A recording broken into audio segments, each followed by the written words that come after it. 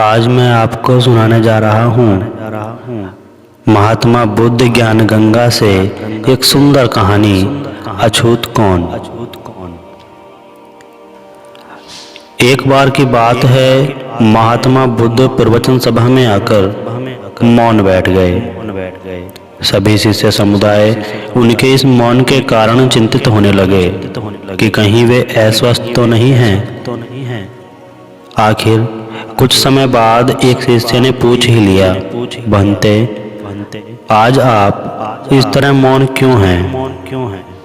परंतु महात्मा बुद्ध कुछ नहीं बोले।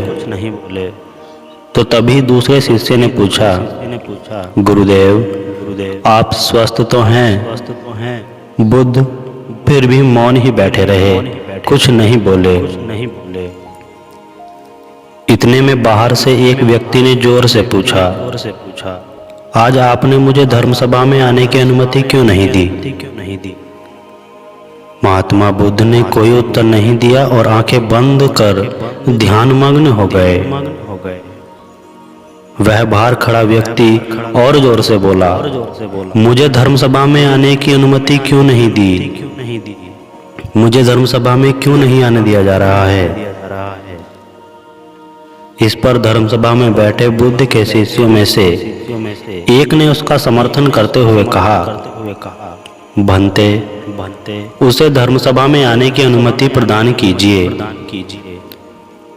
महात्मा बुद्ध ने आंखें खोली और बोले, नहीं उसे अनुमति नहीं दी जा सकती क्योंकि वह अछूत है। अछूत? मगर क्यों?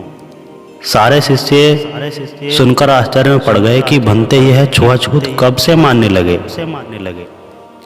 महात्मा बुद्ध ने शिष्य समुदाय के मन के भावों को तोड़ते हुए कहा, हाँ वह अछूत है।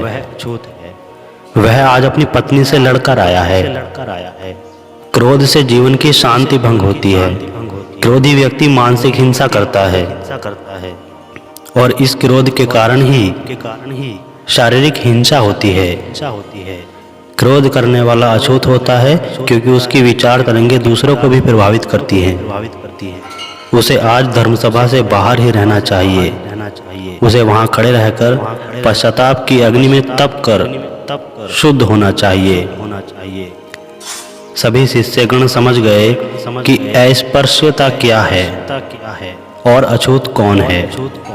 उस व्यक्ति को भी बहुत पश्चाताप हुआ। उसने कभी भी क्रोध न करने का प्रण लिया। उसके बाद बुद्ध ने उसे धर्मसभा में आने की अनुमति प्रदान की।